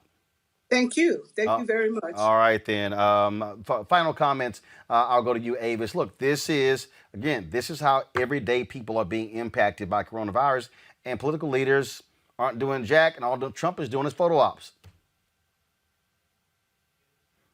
Can't hear you. I'm sorry. There we go. Bad. I want to make sure that my mom's dog didn't make his own appearance on Roland Martin Unfiltered. The only thing that the leadership in Washington right now is really concerned with, specifically the leadership in the Senate, is trying to push through their recommendation in terms of the Supreme Court. We know that Mitch McConnell does not care about passing any legislation that really meet the needs of people who are hurting right now. It's not a priority. So if that's not a priority for him, we need to make sure that come November, their reelection to the Senate is not a priority for us. Eugene. I agree 100% with Davis that, look, their only goal right now is to maintain power. And not even with an end game or with an agenda, just for power's sake. It's the reason we aren't going to see a COVID package before the election. It's the reason that some of the states aren't taking the same action that Maryland or DC is taking in protecting consumers from public utilities that are already out of control. And look, the only way to properly check them is to provide term limits via election. Lindsey Graham said it best: "You don't like me, you can limit my term on election day." And I think that's about time what happens. Teresa. 2020 is the year of clarity. I think this has been an eye-opener for every American to do their just due, which is to take notes of who's doing what and who's not doing what and who's not saying anything, what bills that are sitting in the Senate that can impact your lives and our lives of our family members, and those who have died under whose watch and why it happened so soon. So I think it is an opportunity for everybody to vote and vote responsibly. All right, then. Avis, Eugene, Teresa, I certainly appreciate it. Thank you so very much. All right, folks, coming up next, the Roland Martin Unfiltered, Fit, Live, Win. We'll talk about why all movement is important when it comes to you getting your health in check. And also, Operation Hope founder John Hope Bryant talks about his new book, speaking truth to power when it comes to black folks and building wealth. That is next on Roland Martin Unfiltered. We could get Lil Wayne, Drake, the Migos, Cardi B, Beyonce, Jay-Z, Kanye. We got to get every person that they listening to say something informational and positive about voting, because they not listening to the average just vote. We gotta have to do some skits about why and what happens when you don't vote. When you don't vote, then you have no community. You like, hey, they changed Dowling Street to Emancipation. I don't want that. Did you vote? Did you? Because they asked. You gotta hit people where they stand at. Like, understand what you're not getting by not voting. Let me give you a concept of, hey, you could have this, and this school could be better.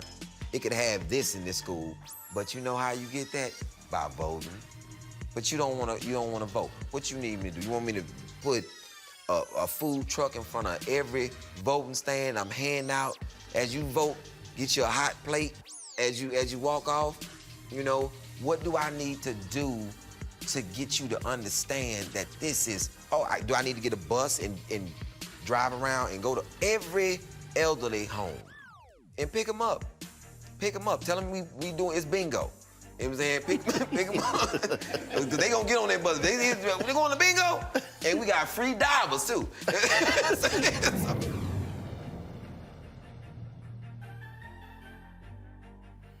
So at the top of the show, I played for you a video by Plies, and on that note that Ali Sadiq was talking about voting, this is a video that Plies put out that actually speaks to that, and let's see if you agree. This is something I've been trying to figure out the answer to.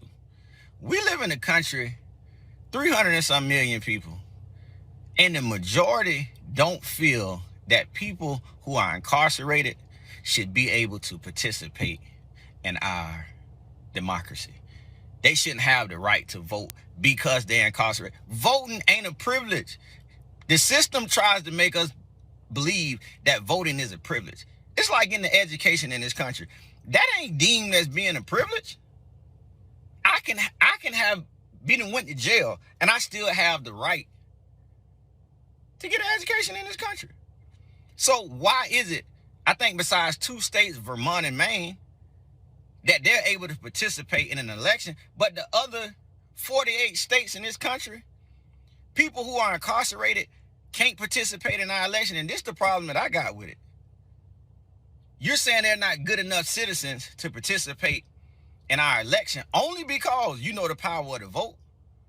But you're saying they're good enough citizens to still pay this country taxes. You're saying they still good enough citizens to provide this country with free labor. You're saying they still good enough citizens to pay child support. So how is it that you act like voting is a privilege, and now they do something wrong, and you say, we're taking your voting rights away from you? And how is it that the majority don't see this as being un-American? I don't understand that for the life of me. How are these people not good enough to participate in our democracy and to cast their vote? Most of them may get out of jail next month, next week, next year. They still have to live in a society that they should be able to have their voice heard based on the rules and regulations they still gonna have to abide by. So how they're not good enough to participate in our democracy, but they still good enough to pay you taxes? Somebody please explain that to me. You know what? Before I go to my next guest, I just want to say a couple of words because I spoke earlier about some issues that people have with celebrities and them voicing their opinion. And somebody put on YouTube, Plies, really? Please tell me what he just said that others on this show have not said. Please tell me what he just laid out, what was so bad about that. He has 8.1 million Instagram followers. Plies does. I'm good with that. I'm not jealous of it at all. But just understand, I got 552,000. He's got 8.1 million. He's got 941,800 Twitter followers. YouTube channel, same thing. He's got 1.13 million. So that means between YouTube, Instagram, and Twitter, Plies has in excess of 10 million followers. Why in the hell am I going to get caught up in why he doing a video in his car? Why does he sound like that? What's wrong with his high-pitched voice? Look at the grill that's in his mouth. Tell me what he said that was wrong.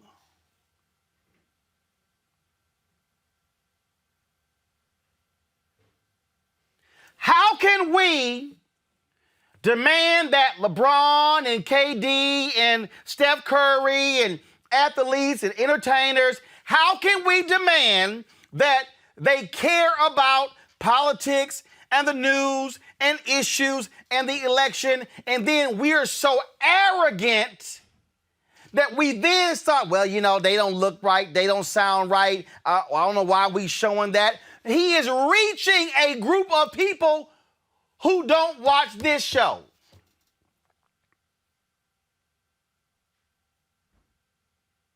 And I'm grateful that there are entertainers like him who are willing to pick the phone up and call folks like me and call folks like my next guest, John Hope Bryant, to actually talk about these very things, because we need all folks on deck when it comes to these issues.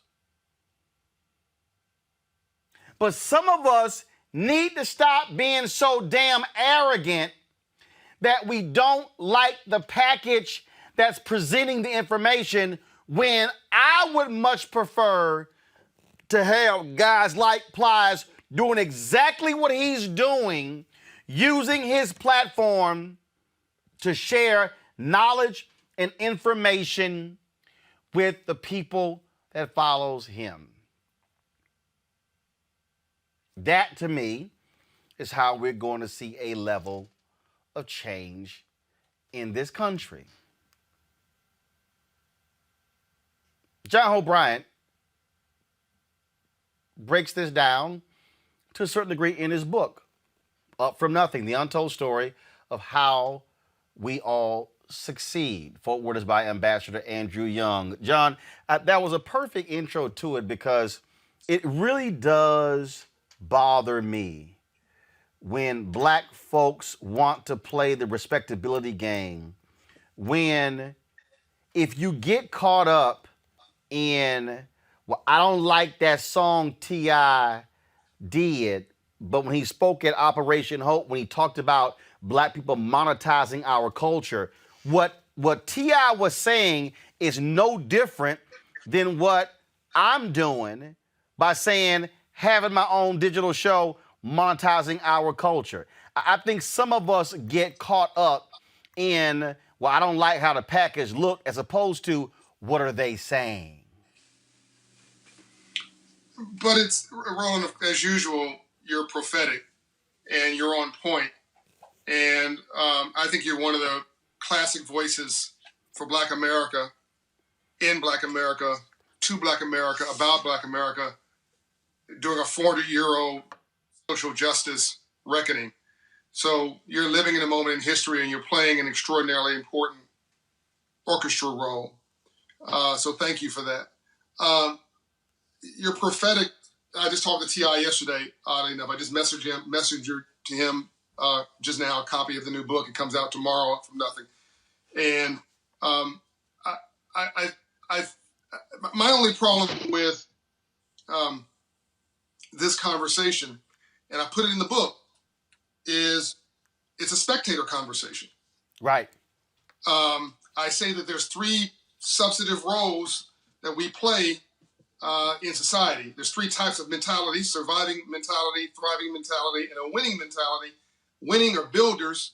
You're a builder. You're building a platform, building an audience, building a brand, building wealth, building community. You're a builder. And that's what made this country. There are also three types of categories of leaders. There are hunters, there are skinners, preparers, and there are cooks. And you and I are also hunters. And every role is important. But what often happens in our community is we are obsessed with being the spectator. We talk about the celebrities, we talk about the athletes, we talk about this, we talk about that. But people who are builders talk about their ideas, not other people. And we spend an enormous amount of time and get no return on the investment for doing just that, spectating and talking. And somebody else, here's a real sin, Roland. Somebody else, social media companies, are taking now the most valuable asset in the world other than real estate, which is our social media profiles, and they are monetizing that without our participation. It's like we're sharecroppers. We don't even get a share. Without our participation, they are taking our profiles and all of our information and selling it to advertisers, promoters, including the folks that we're talking about who are opinion makers. Here's my only problem with this whole conversation. You have, in the Jewish community, 15 million people, 7.5 million here in the U.S., 15 million people worldwide, trying to fill out $20 trillion of GDP. They're lawyers, they're engineers, they're bankers, they're in music business, they're in this business, we're in that business, they're in the real estate business, they're everywhere. With black folks, you have 40 million black folks obsessed about rapping and professional sports, which account for about 5,000 jobs. And that's just not a good strategy. Like, I love T.I. I can't scale him. I love LeBron. I can't scale him. I love Oprah. I can't scale her. The fact that we know these people by name is a problem. So it's a multifaceted conversation, but we've got to flip. We have to have the opportunity glass way open up here. 40 million black people cannot be trying to fill 5,000 slots. We need 40 million black people trying to fill 120 million slots in a $20 trillion economy. But we're chasing about $60 billion of activity in a $20 trillion economy because we all want to be the rapper, the singer, the bounce a ball, rock a mic, or talk about somebody doing one of those things, et cetera, et cetera, et cetera. I remember I did one of the Q&As with David Talbert, who directed This Christmas. Was This Christmas or Almost Christmas? I forgot one of the Christmas movies. And what was interesting about that is we were talking about the opportunities behind the camera. And David said, guys, let me help y'all out. He said, everybody wants to be a director. He said, I direct a movie. I'm spending the next 6, 7, 8, 9 months editing and trying to work on it. He said, yeah, there's people working my crew. They've worked on 2, 3, 4 other movies in that same time span. Mm-hmm. And we were talking about opportunities. I had a young lady who worked for me at TV One who wanted to be on air, and she came to me and she was like, yeah, but she absolutely could. I mean, I saw it early. Could be a great executive producer. Right. But she was desperate to be on air. She's like, right. Well, yeah, but she came to me. She's like, were you on air? I said, no, let me help you out. I said, my choice wasn't to be on air. I said, the power is behind the scenes. I said, because there are finite positions on air. I said, you go to a cable network, there's one host. There are 20 producers. So to your point, if everybody's trying to be the host and you're totally ignoring all the producer jobs, guess who actually lasts longer than hosts? Producers. But Roland, that's not even where, if people want to get paid, which I think that's the wrong approach. Getting paid, making money, that's different from building wealth. It's a completely different thing. And you get paid, make money, and still go broke. You build wealth, you will never be broke a day. You'll never be poor a day in your life. It's a mindset. But when T.I. called me this weekend, he wasn't talking about no rap show. He wasn't saying, John, come to my next concert. He wasn't talking about the music he just dropped. He said, John, me and my boy, another brand name artist who I won't name without his permission, we need to talk to you this week about starting a real estate fund. Can you come talk to us? Tell me what day you're available. We'll change our schedules. We need to talk to you about a real estate fund because we think on the back end of COVID that you'll be bargaining on the way down and then value on the way up, and they aren't growing any more land. Talk about his trap museum that he owned. And he said, look, John, I own the land. It gives me like, I can do whatever I want in the museum. I want to franchise this. Even under the music, Roland, he understands his technology, the engineers, the computer technology, the robotics, the AI. Even underneath the music business and even underneath the sports business is technology. Technology is driving everything. But are there black engineers, which is a bulletproof job? You'll never go broke. No. Where are the black computer technicians? Where are the black investment bankers? All the areas where the economy is booming, we're nowhere to be seen because we don't have a business plan. We have an emotional plan. And what I'm trying to do in this book is to finally deliver, Roland, what you and I have been talking about, a business plan, not for an individual, right? For a family, for the community, for a state. And I actually believe this is the business plan for America. I think you and I talked about this over the weekend, and you enlightened me. I'm going to steal a phrase. I think we're dealing with a third Reconstruction here. I think we're in a third Reconstruction, but are we in this moment? Are we just sort of, as Malcolm X said, we've been bamboozled, we've been tricked, we've been fooled. We're getting robbed, in my opinion, in broad daylight. Again, T.I. and all these recording artists that people love, the Grant Hill, I'll be talking to him tomorrow. They all want to talk about business, Roland, not what they're doing on bouncing the ball and rocking the mic. No billionaire in sports or entertainment got their billions from sports or entertainment. They got their billions by leveraging their brand in sports and entertainment and going into business, going over to corporate. That's why when you talk about the notion of changing mindset, and I think that I think one of the greatest, and look, I understand how it happened. Yeah. I understand why it happened. But the number of African Americans who have been raised and all we heard from grandparents and parents, get you a good job. Yeah. Get your education and get you a good job. That was the second Reconstruction. And that's the thing. It was like just get you a good job. And then when you try to strike out on your own, you sure you want to do that? I mean, you got you a good job.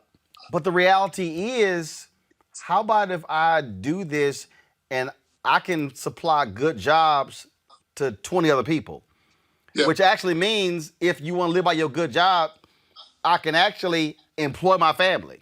I can actually create something, and I'm actually employing other people. And that's also, so it's that mindset, but also it's just the fear. The scare, oh no, I just don't know. And then you never take the shot. That's why T.I. was so proud this weekend. I asked him what he was proud of. His father raised him to be industrious and hardworking, hustle. He said, but my dad said, take care of your family, take care of your woman, take care of your responsibilities, make sure there's some money in your pocket, and hustle, okay? Then, think about the winning mindset is really what I'm talking about in this new book, Up From Nothing. And what I want everybody to focus on, before they call Operation Hope, before they call the Urban League, before they call you, Roland, we got to get our mind right. So that first Reconstruction after the Civil War was about basic freedom, basic dignity. And then we had for a year, it was more progress in a year than it was in 100 years. But then it dropped off. Reconstruction was stopped. And then the second Reconstruction was really about political empowerment, the right to vote, and a good job, the professions. That's what you're talking about. It's about cashing the check. So now we have this whole group of folks who cash check. My mother included. My mother didn't want me to become an entrepreneur. She was worried about me. Right. Right. And no, baby, you should be doing that and get you a job working over here at $15 an hour. I didn't want that. I wanted to go. I wanted to write the check, not cash it. Roland, 96% of all black businesses today don't have an employee. Yep. That's not business. That's busyness. That's not wealth creation. That's treading water. And of those companies, they're doing an average revenue of $54,000. Which is a self-employment project. That means that the city of Whoozy What's, which you retired from, gave you a contract, and you're riding that until the wheels fall off. And when it's over, the person retires to the city. You're out of a contract. There is no passing it down to anybody else. There's no generational wealth, and that party's over.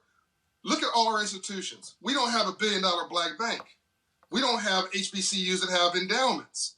Our institutions are slowly unwinding. Yeah, substantial endowments. What you're saying, right? Because we are a genius. Go ahead, Roland. Yeah, no. We're saying substantial endowments. I mean, they're endowments, but they're very small. I'm sorry. And the bottom line is they're teetering on the brink. And when you talk about big endowments, you're only talking about 3 schools: Spelman Morehouse, Howard. You can throw in some other ones, but then what ends up happening is, then you compare them to other schools. It's not even a conversation. And I just think that when you talk about, again, the piece of mindset, because what everybody who's listening and who's watching have to understand is that before you can even make that leap, you have to actually make it right here. I will never forget, John. I'll never forget June of 2018, sitting on the phone with my agent, my fraternity brother, and he was just saying, he's like, look, TV One is putting this on the table. Let's just take the deal. And I was like, no, because if I take that deal, I can't do anything else with any other black media company. I said, so what if somebody comes along and they acquire Ebony, or somebody comes along and they buy this, or they launch this, and they want me to partner? I can't do it. I said, because of the contract. I said, so I don't care what you negotiate, I'm not going to take the deal. And I said, I bet on me. I said, you know what? I know I can make this successful. I know I can build this and grow this. I know it's not going to be easy, and it wasn't easy. I know I'm going to have to dip into savings and shift my speaking money to pay staff if it's short, but I believe we can build it. We triple revenue in year 2. Yep. We're looking at, but again, again, building it, staff has never been paid a day late. Yep. I don't know many startups can actually, definitely I don't know how many black startups can actually say they've never paid their staff late one day. But it had to be here first before I could say no. Roland, if you had an investor group backing you, they would have got an incredible return on investment in 2 years because of the model that you created. You created a good business, but you had to believe in yourself. A winner. Again, it's about mindset. I'm pounding this in this book up from nothing. Mindset. A winner believed they were a winner before they won anything. When I was 9 years old, I tried to get similar to your story about the radio negotiations. I tried to go to the liquor store owner, Mr. Mack, in my neighborhood in Compton. You're selling the wrong kind of candy. Go away, little boy. I've got to know what I'm doing. You're selling the wrong kind of candy. Come work for me and sell candy for me. No, I don't want to do that. So I said, look, I'm trying to give you need 2 things. You need a software upgrade on how you're selling candy, and you need a little competition to get your attention.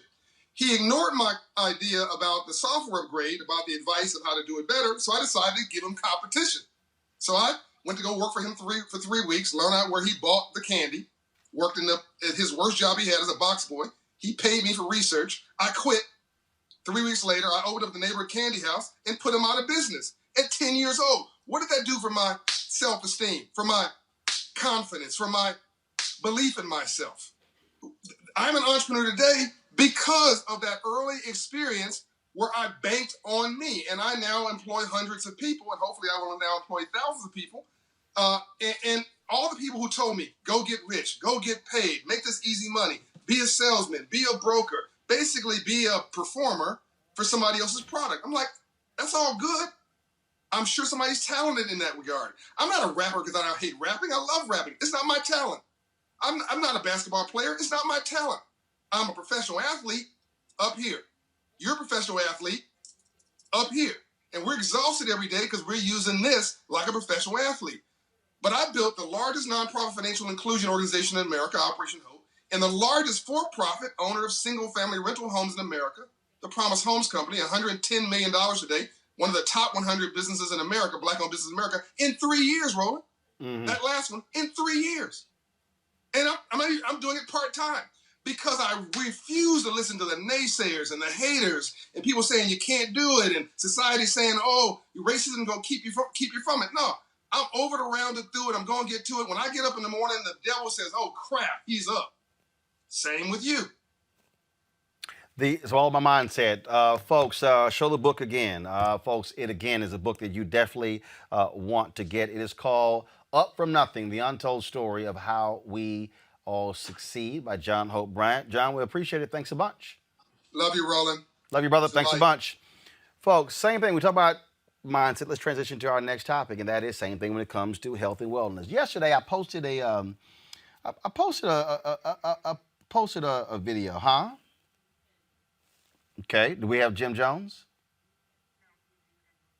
Okay. We're supposed to have Jim Jones today. Can y'all, but it was rescheduled. Thanks for telling me now. All right. But the same thing. Here's what I'm going to say. I posted a video yesterday. Normally we do Fit, Live, Win on Mondays. I posted a video yesterday and a brother goes, oh, you need to get your heart rate up. So what I did was I posted it because I was watching television for an hour. And I said, you know what? If I'm going to watch TV, let me just go ahead and just put the treadmill on 2.0. And I'm just going to walk for an hour on the treadmill while I watch TV. So this brother tells me I need to get my heart rate up. I should be exerting more. I was like, dude, I posted that because the point was to get people moving. The point was don't just watch TV sitting on the couch, moving. And so he was going through this whole thing. And I'm going, what are you doing? I said, and so Jim jumped on. We're going to have with Jim on because we're going to talk about this whole deal. How, same thing mindset. That versus me saying, I'm just going to watch this movie sitting on the couch. I chose to watch the movie while walking on the treadmill. It doesn't matter if I was walking slowly. It doesn't matter if I wasn't sitting here pumping hard. The point is I was moving and I'm actually expending more calories doing that than I would be if I was actually on the treadmill. So to what John is saying, it's the exact same thing. So whether we're talking about getting health, whether we're talking about changing our diet, about anything else, it is about how we think and how this operates, how this works. And I think for a lot of us, we need to have that change of mindset. That's how we have this show. That's why this show was actually launched, because in late 2017, I knew Tom Joyner was retiring at the end of 2019. I said, we need to make sure that we have a platform that specifically speaks to black people.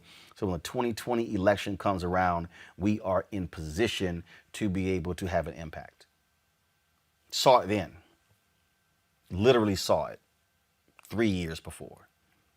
And so that's why we have Roland Martin Unfiltered. That's why we are building this. We want your support to help us do that. Join our Bring the Funk fan club. Of course, every dollar you give goes to support this show. You can join by, of course, joining our Bring the Funk fan club. More than 13,000 people have actually joined. Cash App, $RM Unfiltered. PayPal.me/R Martin Unfiltered. Venmo.com/RM Unfiltered. You can send a money order to New Vision Media, NU Vision Media, Inc., 1625 K Street Northwest, Suite 400, Washington, D.C., 2006. All those people who give $50 or more, I will give a personal shout out. I'll read those names off on the show tomorrow. If you're on YouTube, you can give right there. Nearly 5,000 of you right there. You can give right there on YouTube to support this show. We got gear you can also purchase as well. Bottom line, folks, this is about us being able to speak to our issues right here on the show. I will see you guys tomorrow. Have a good Monday. Joe Biden's having a town hall on NBC. Check it out with Lester Holt. We'll be checking it out as well. And don't forget, go to vote.org or iwillvote.com to make sure you are registered. We have to hashtag Fire Trump in November. he got to go. Shout out to GreekTraditions.net for shooting me this alpha shirt. First of all, we vote because it matters. Thanks a bunch, folks. I'll see y'all later.